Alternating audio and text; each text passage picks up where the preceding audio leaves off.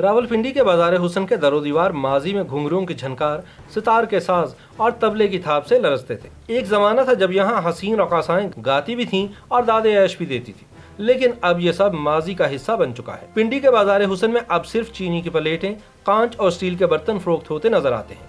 ماضی میں جن کوٹھوں پر تماشبین دل تھام کر خوبرو دوشیزاؤں کی جسمانی اعضاء کی شاعری سے لطف اندوز ہوتے تھے، وہاں اب کراکری کی دکانیں سج چکی ہیں، اور بازار میں اشیاء کی خرید و فروخت میں مصروف اکثر افراد نہیں جانتے کہ اس پر رونق بازار کی اصل تاریخ کیا ہے۔ آئیے آج ہم آپ کو اس بارے بتاتے ہیں۔ راولپنڈی کے سرافہ بازار اور راجہ بازار کے بیچ تنگ سی گلی میں جہاں برتن فروخت ہوتے ہیں، وہاں کبھی راولپنڈی کا بازار حسن آباد ہوا کرتا تھا۔ تاہم جہاں کبھی گھنگرو اور پائلیں جھنکا کرتی تھیں، وہاں ویرانی بال کھولے نوحہ کناں نظر آتی ہے۔ پوٹھوہار کی تاریخ میں موسیقی اور رقص کی روایات قدیم ہیں۔ ٹیکسلا سے نوادرات حاصل ہوئے، ان میں ڈھولک، دف، جھانجھ، گھڑتال، تار کے ساز، اکتارا، وینا، بانسری اور الغوزہ بھی شامل ہیں۔ برے صغیر میں رقص اور موسیقی کا نام آتے ہی لکھنؤ کی طوائفوں کا ذکر آتا ہے، جہاں طوائف کے کوٹھے پر نواب صاحبان اور ان کی آل اولاد تہذیب اور زبان کی سیڑھیاں چڑھنے آیا کرتی تھی۔ اردو کی پہلی صاحب دیوان شاعرہ ماہ لقبائی چندہ بھی ایک طوائف ہی تھیں، لیکن جب انگریز دور آیا تو طوائف کو عصمت فروش کہہ کر اس کی تذلیل کی گئی،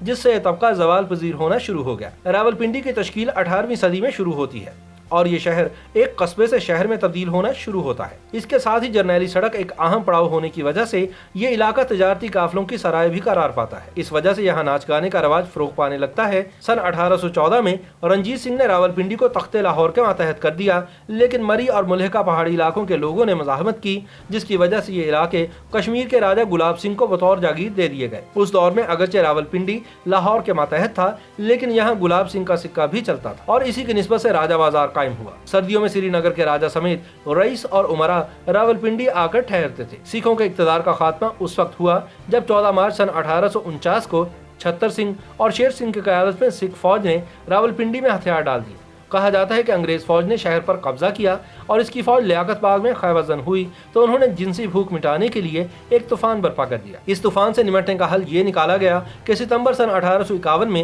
جب یہاں چھاؤنی قائم کی گئی تو اس کے ساتھ ہی کوئلہ سینٹر اور چھاؤنی پولیس اسٹیشن کے درمیان ایک چکلا بھی قائم کیا گیا تاکہ فوجی حضرات اپنی جنسی بھوک مٹا سکیں۔ بعد میں جب کیپٹل سنیما بنا تو گورے وہاں ویکینڈ پر رقص و سرور کی محفلیں سجانے لگے۔ واپسی پر چونکہ وہ اسی چکلے کے پاس سے گزرتے تھے، اس لیے عورتوں کی وجہ سے لڑائی جھگڑے معمول بن گئے۔ چنانچہ اس چکلے کو سٹی پولیس اسٹیشن کے عقب میں منتقل کر دیا گیا، جہاں پہلے ہی شراب خانہ اور چنڈو خانہ افیم موجود تھے۔ یہاں بھی لوگ نشے میں بدمست ہو کر عورتوں سے چھیڑخانی کرتے تھے، اس لیے گوروں نے یہاں قانونی طور پر سرکاری سرپرستی میں چلنے والا چکلا قائم کر دیا اور طوائفوں کو کمرے بنا کر الاٹ کر دیے گئے۔ یہ چکلا عین اس جگہ تھا جہاں آج نرکاری بازار موجود ہے۔ پہلی جنگ عظیم کے دوران راولپنڈی میں دفاعی ضروریات کے پیش نظر 2 ڈویژن فوج تعینات کی گئی، جس کی وجہ سے اپریل سن 1915 میں نرنکاری بازار والے چکلے میں فوجیوں نے دلالوں کو مار مار کر بھگا دیا۔ تاریخ راولپنڈی اور پاکستان از محمد عارف راجہ میں لکھا ہے کہ جب پنڈی کے چکلے میں عورتوں کی وجہ سے آئے روز لڑائیاں معمول بن گئیں تو مولوی عبدالحق نے ہندو اور سکھ برادریوں کے رہنماؤں کا اجلاس طلب کیا اور یہاں سے چکلا ختم کروانے کے لیے مشترکہ جدوجہد کی خواہش کا اظہار کیا، مگر ان لوگوں نے سرمہری دکھائی، جس کی وجہ سے مسلمان رہنماؤں پر مشتمل ایک کمیٹی قائم کی گئی جو سن 1920 سے سن 1927 تک چکلے کے خاتمے کے لیے جدوجہد کرتی رہی۔ مقامی انتظامیہ کا موقف تھا کہ راولپنڈی کا چکلا بند کرنے کا مطلب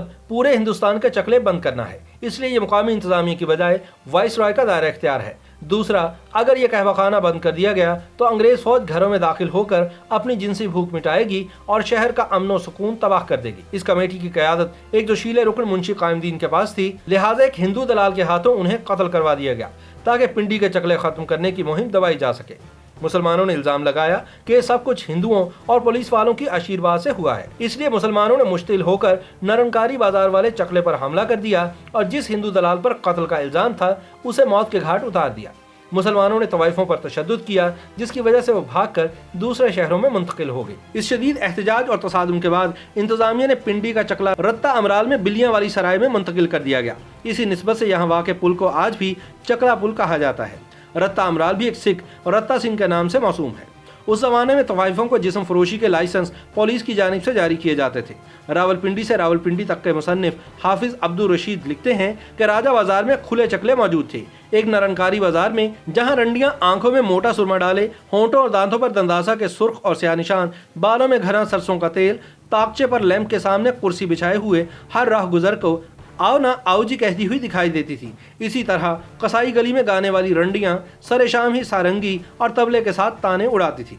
नरनकारी बाजार और रत्ता अमरार वाले चक्रों का जिक्र अब तारीख की एक आध किताब में ही मिलता है। Rawalpindi from the Raj years में दर्ज है कि यह गली रात को आबाद होती थी और दिन यहाँ बहुत देर से निकला करता था। यहाँ सरे शाम ही गाने और घुंघरुओं की आवाजें सुनाई देने लगती। अहले दिल आते और अपना सब कुछ फर्शे राख करके चले जाते। गली के बाहर तांगे हर वक्त खड़े रहते जो यहाँ आने वालों को वापस इनके घरों तक पहुँचाते। यहाँ शादी ब्याह के लिए 2 मारूफ बैंड्स भी थे, जिनमें एक स्टार ऑफ इंडिया था जिसके मौसीकार सारा दिन उर्दू, पंजाबी और अंग्रेजी धुनें बजाते रहते थे। लोग शादी ब्याह के लिए इस बैंड की बुकिंग किया करते थे। कसाई गली की रकासाएं सिर्फ यहाँ रक्स और सुरूर की महफिलें ही नहीं सजाती थी, बल्कि उमरा खुशी के मौके पर इन्हें अपने घरों में भी बुलाते थे। आज पिंडी की कसाई गली की दुकानों में जहाँ से सुर संगीत फूटा करते थे और इन चौबारों में जहाँ ढोल और तबले की लय पर रक्स होते थे, अब क्रॉकरी की दुकानें खुल चुकी हैं। इस हवाले से प्रोफेसर शहबाज अली कहते हैं कि ये वक्त के तगय्युर की नजर हो गया। अब तफरीह के मायार और अंदाज बदल गए हैं। सन 1990 तक यहाँ गाना बजाना हुआ करता था और मुकामी इंतजामिया की जानिब से यहाँ गाने बजाने वालियों को इस काम के लिए बाकायदा लाइसेंस दिया जाता था, जो जिस्म फरोशी के लिए नहीं होता था। इनके औकात भी मुकर्रर थे, जो शाम 7 से रात 10 बजे तक थे। इसके बाद पुलिस आकर सीटियां बजाती थी कि इनका वक्त खत्म हो गया है। इसी निस्बत से टाइम लगाने की इस्तिलाह मशहूर हुई। मुकर्रर औकात में लोग इनका मुजरा सुनने आ जाते थे। इनके साथ साजिंदे भी होते थे। इनके कोई मुकर्रर नर्ख नहीं थे। लोग अपनी इस्तात के मुताबिक बेलें भी देते थे। लेकिन फिर ये लोग बदलते हुए वक्त की नज़र हो गए। जिनके अपने कोठे थे उन्होंने दुकानदारों के हाथों फरोख्त कर दिए और जो किराए पर थीं वो छोड़ गए। साजिंदों ने भी अब अपने पेशे बदल लिए। अब ये तारीख का ऐसा बाब है जिसके कवाड़ अब माजी की जानिब ही खुलते हैं। YouTube पर गूगली न्यूज देखने के लिए youtube.com की सर्च बार में गूगली न्यूज टीवी टाइप करें। गूगली न्यूज के पेज पर सुर्ख रंग के सब्सक्रिप्शन वाले बटन पर क्लिक करना ना भूलिए। YouTube पेज पर अपलोड होने वाली वीडियो से बाखबर रहने के लिए बेल आइकन पर क्लिक कीजिए। आपको हर नई वीडियो के बारे में नोटिफिकेशन मौसूल हो जाएगा।